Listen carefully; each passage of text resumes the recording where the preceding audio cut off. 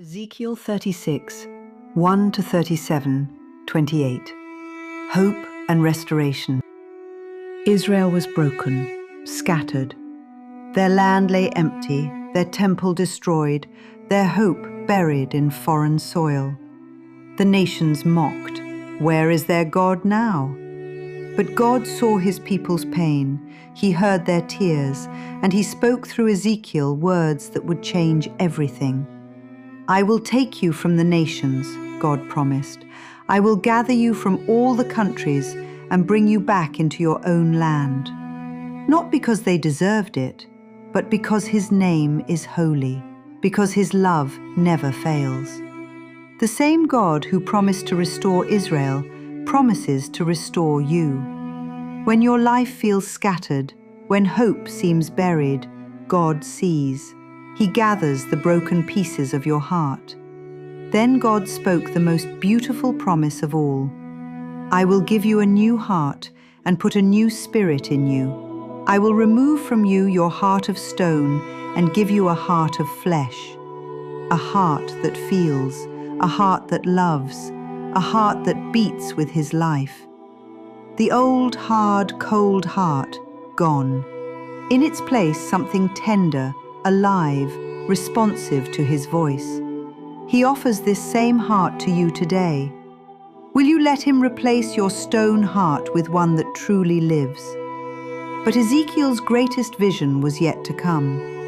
God led him to a valley filled with bones, thousands upon thousands, dry, lifeless, hopeless. "Son of man," God asked, "can these bones live?" Ezekiel looked at the impossible sight. "Only you know, Lord."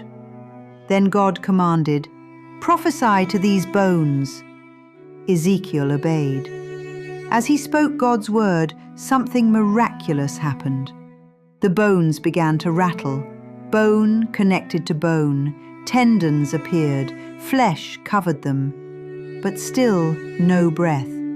So God said, "Prophesy to the breath." The wind came, life entered them.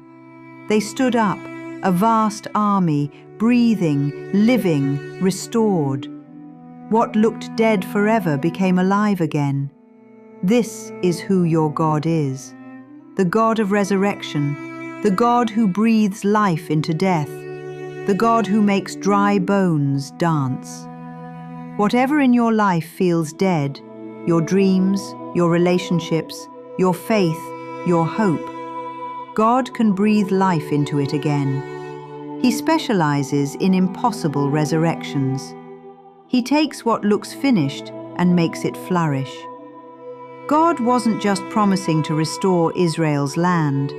He was promising to restore their unity.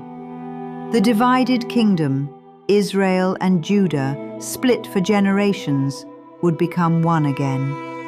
Two sticks in Ezekiel's hands became one stick, one nation, one people, one God, one future.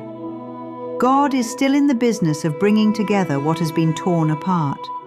Broken families, divided hearts, scattered dreams. He makes one what was many. He heals what was wounded. He restores what was lost. The nations had said, "These people are scattered forever." But God said, "Watch what I do."